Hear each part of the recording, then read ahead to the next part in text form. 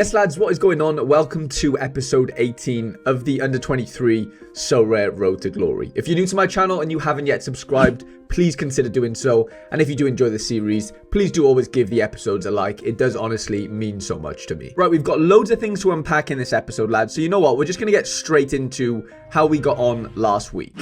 So, Cap 240, we were 42 points away from the threshold. So I was going into Monday night with Madsen, Cham, Clerk and Campelat all had played. And I needed Larson. He played Monday night, I believe, away to Rayo Vallecano.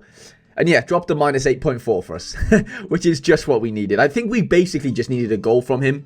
If he would have got us, or an assist, of course, or a penalty one, any positive decisive would have got us over the line and got us the 280 points needed for the $5 threshold, but it wasn't to be, and it's just another week, lads, isn't it? It's another week of disappointment. You know what? Cham kind of turned up this week for once. 17 AA from him. We've got Madsen with the just under 16 AA, which is good. Like, you know, obviously this team was lacking, you know, a decisive, you know, hence why we didn't hit the threshold.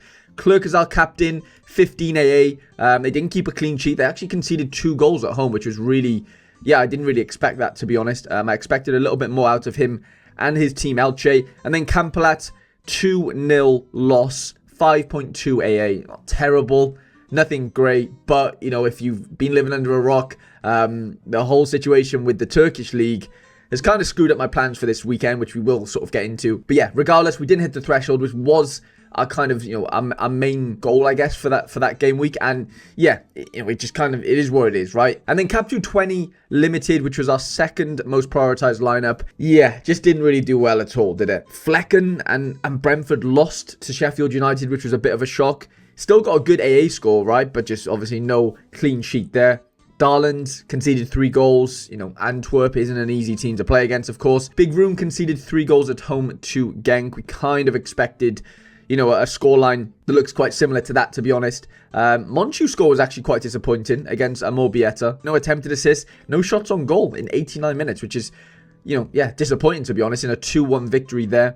And then Terence Boyd, unfortunately, yeah, just didn't outscore his L15 for us. Managed a 2.3 AA, 1 attempted assist in a 2-1 loss at home to Hertha. So, you know, overall, very, very disappointing. And then that leads on to the Under-23 Limited team, which, you know, was, you know, our sort of last prioritized lineup. We didn't really care too much about what happened here. But what I do care about, and I'm quite concerned about, is Campos' situation, lads. As you can see, he did not play for Amorbieta. Now, this puts me in a bit of a sticky situation because this John Obi Mikel, I don't know why I called him John Obi Mikel, sorry, John Mikel, started in goals. So he is the second keeper. Well, he was the second keeper as far as I was aware. But now it seems that he is, from what I can gather, the #1 goalkeeper. I mean, you know, he started the last game. Campos was on the bench. As far as I'm aware, there was no sort of, you know, illness-related situations. One thing I did sort of pick up on is they have a new manager now. So, you know, I'm going to assume that the new manager, you know, wants to play. I'm not even going to try and pronounce his actual name. I'm going to go with Big John. Big John Mikel for now. And like, yeah, it puts me in a bit of a weird situation because Campos obviously is our, you know, our main goalkeeper. We've obviously got Campelat as well. But with the Turkish league situation, we don't have a goalkeeper for this upcoming weekend. So I am in a bit of a predicament. Do I go out and buy Big John Mikel? I think he's like 7. So that's a 3-day average. But I think you have to pay like £7 odd for him now. If we search him on Sorare itself, I think you can instant buy him. Yeah, you can instant buy him for £7.54. I mean, we've only got £7.20 to spend. So technically, we can't even afford him. There is one going in 3 hours on auction, which we could sort of get stuck into that auction. And that just kind of means, you know, we've handcuffed our goalies in that sense. It's, you know, if you're new watching this and you know what is handcuffing, it's basically just a term that, you know, Sorare players use to basically describe where, you know, you own, you know, the first goalkeeper and the second choice goalkeeper of the same team. So, you know, in a situation like this where, for example, this weekend, Campos is 50-50 with John Obi. Like, nobody really knows who's going to start, you know, this upcoming game week. So, yeah, it's obviously not ideal. So, to kind of counteract that, to kind of cover yourself, you'd basically buy both of them. You know, so in my case, I would buy John Mikel because I don't own him. I do own Campos. As you can see on Play Sharper, they're both 50-50. So the La Liga 2 expert doesn't really know what's going to go on either, because, that John McKellar has only played one game. They lost the game. So, maybe Campos has this game to maybe prove himself. Who knows? That's the situation, right? We don't really know what's going on. So, yeah, that's something to, something that I need to sort of combat this weekend, as well as the Turkish league situation. So, if you didn't know, I think it was a club president punched a referee this last weekend, which meant that all Turkish league games are now cancelled for this weekend. They do resume the midweek after that. So, we do have Campos if we go into game week 434, you will see that Campos is in here. Campolat and Campos are actually in here, but more importantly, Campolat is in here. The league does resume, but we don't have Turkish league this weekend. So that leaves me basically goalkeeperless for this upcoming weekend. So I'm in a bit of a weird situation. I am able to play 220 because obviously you can use a common keeper there. So as you can see, I only have one goalkeeper for this upcoming weekend, and even in itself, we don't really know if he's going to start. So yeah, it's going to be an interesting weekend in the sense that, we're not going to be able to do the things we want to do. Normally, we can't play 240, under 23, limited, and 220 right now. We're just, we're stretched too thin. It's just not going to be possible this weekend. But what I'm quite excited about is, like I said, that midweek, so next midweek, game week 434, we do have two goalkeepers, hopefully two goalkeepers if Campos, plays this weekend, plays well, and maybe plays the weekend. But we definitely have Campolat for the next midweek. So that, basically means that we're going to be able to put lineups out, which is great. But for this upcoming weekend, it's going to be a bit of a sticky situation. And one thing I do want to touch upon, because Sorare have basically announced one of their biggest sort of changes to the sort of reward system, I would say, in a long time. It's only applicable to limiteds right now, but we have this reward box special 270 composition, where for the next 4 game weeks, Sorare are trialing this sort of loot box situation. So as you can see here, not only does first place win a star rare limited and a tier 3 rare card, they also win a limited premium box. So it says here, in each rewards box, you are guaranteed a limited boost item or a limited pro card, which is just, a limited card on Sorare to help grow your club. And these are the sort of breakdowns of the percentages, that you could get a star rare, tier 1, tier 2, tier 3. Basically, everyone's going to probably end up with, these limited boosts, which are cool. I think Sorare kind of combating the whole, nobody really wants to win tier 4s and tier 5s, realistically, or definitely tier 5s, because they're effectively worthless most of the time. So they're kind of trialing this whole new situation, I believe, to where it's just a new way for Sorare to kind of reward cards in that sense. And don't get me wrong, nobody, or not everyone's going to end up with a star rare, hence the probabilities of winning those type of, star rares and tier 1s, they're very low probability. But, you go down to here, so you've got the premium box, you've also got the standard one. So the percentages are just even thinner in that sense. It's just less probability of you actually winning a card from these. But what can you expect? You're finishing 3,000th. If you do win a card, unbelievable, because at minimum it's going to be a tier 3, which is great. That can only improve, your club, my club, and this sort of road to glory in that sense. And then you've got the light version, so that'll be, from 3001 to 7,000th place. And it's 91% chance that you're going to get one of the level up. So I think it's great. I think it's an interesting, way of doing things and rewarding things. It's a bit more exciting, and there's just mystery to it. It's basically a mystery box in that sense, and I think it's really, really cool. And to be honest, I think because we're so short this weekend on goalkeepers, I think we're just going to throw our players into this reward box special 270 because we've got nothing to lose, lads, this weekend. We don't even know if our goalie's playing. So yeah, we're in a weird situation. We're going to trial out the reward box special, see what happens. We're going to play 220 as well, because why not? We've played it for the last couple of game weeks. We will continue to do that, and we can do that with a common keeper. So we're going to get into some lineup building. We are also going to go over to Play Sharper though, and just have a little look at the probabilities of our cards this weekend and how likely they are to start and what are their expected scores. So we've got Madsen at the top at 90%. Great home fixture against UPenn. Obviously, we've been over the Campos situation. He's at 50. Klein Hansel 90. Monchu 95. Larson 70. Ryu, I don't know what is going on with him. He's gone rogue again. Ivan Heel at 50%. Clerks at 95. We've got Darland at 90, which is nice to see. Drew Etch is at 90. Koulibaly doesn't have predictions yet. I think Badji actually started for Shaloar this weekend, which is interesting. No predictions yet for them, but something to keep an eye on. Terence Boyd at 75. Chams at 90. Duhara's at 75, by the way. I think Leganas has quite a few injuries right now, so there's definitely a situation there where he could actually play this weekend. according to Play Sharper, and then Big Rune at 70% away to Westerlo and obviously Madsen's team. So I'm quite happy with, the starter predictions so far as what Play Sharper is telling us about our players.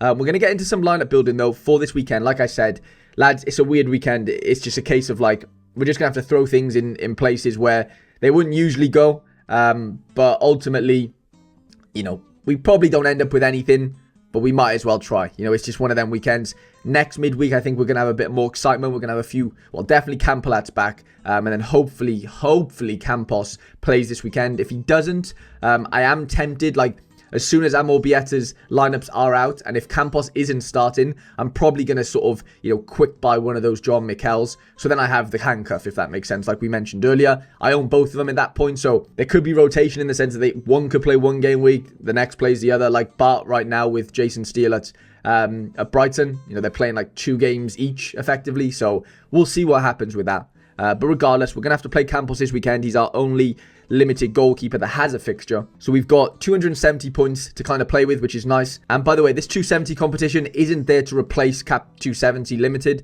It's just an extra competition, which I think is great.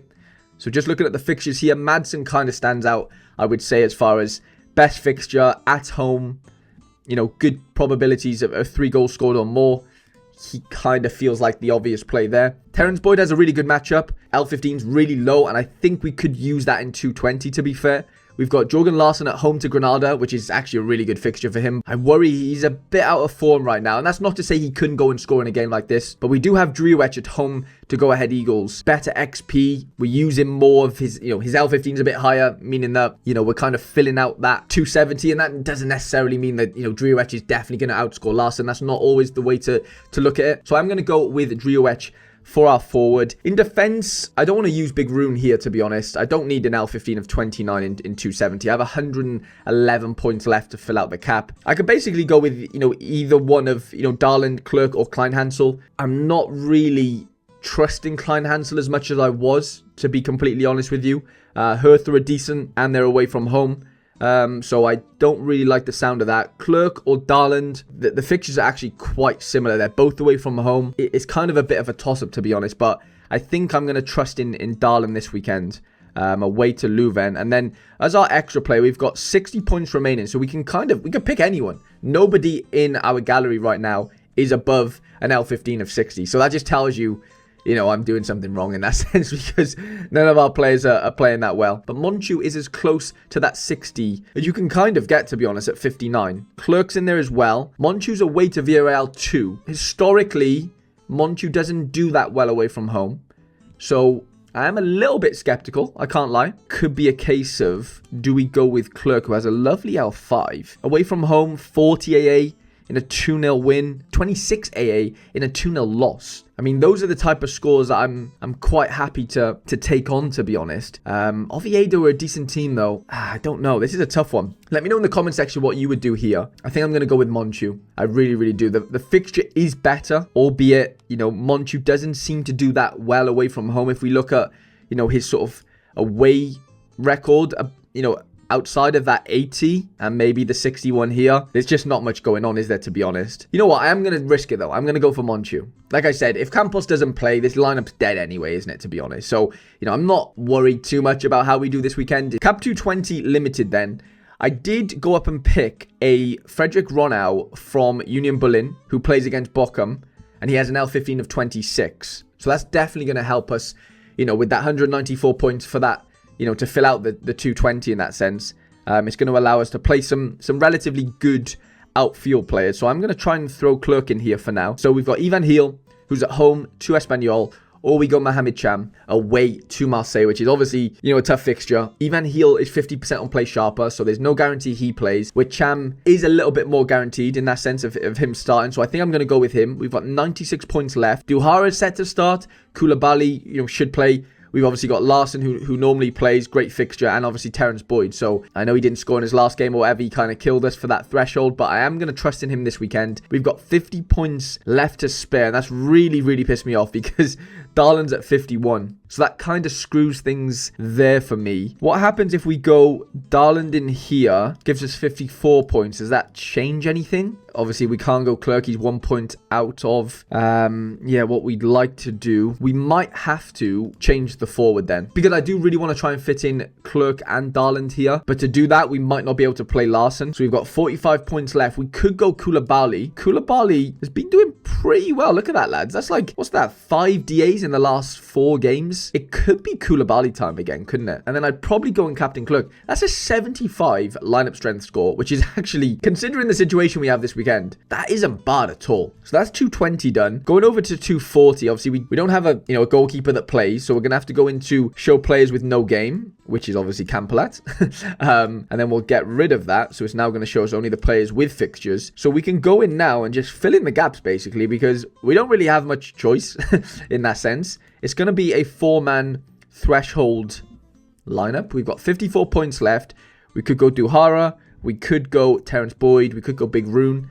I'm probably just going to go 2 forwards here and maybe go Terence Boyd. And I'm going to captain Larson. We're probably going to need a lot from all 4 of those players. But regardless, it's the lineup.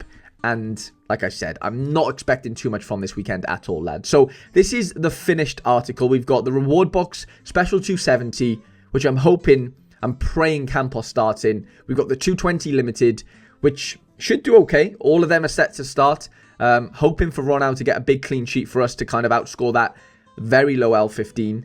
And then the 240, obviously it's a 4-man effort. We're not playing under 23 limited this weekend.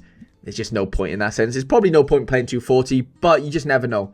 You can win thresholds with 4 players. It does happen from time to time, but I'm not holding my breath at all with that. And also, before we go, lads, I just wanted to show you guys how I'm doing in the long form Cap 220 at limited level. We've got 790 points so far from 3 scores. As you can see, I scored 327 on my first go, 250 and 212 this past weekend, which is obviously very disappointing. But the long form takes your best 4 scores. We haven't even had the chance. Well, I have had the chance, but I've only put in 3 lineups so far. This weekend will be my 4th score. So I'm really hoping we can put up something decent here, because we are just under 260 points away from a tier 5 limited. So basically, we're going to need to score probably something in the region of like 260, 270, maybe even 280, because everyone else this weekend are going to try and improve their scores as well. So, it's not going to be easy. That 212 there is probably going to kill us, in the end. Even though we could technically play this next midweek, depending on how well we do this weekend in 220, and we can kind of calculate things in that sense and see if it's worth, putting in a 220 lineup for the next midweek. But, we need to deal with this weekend first. So I'll let you know how that gets on, obviously, in the next week's episode. I hope you enjoyed this episode, lads. If you did, please do leave it a like. And like I said, if you are new to the channel, please do subscribe. I wish you all the best for your upcoming game week, and I shall see you guys in the next episode.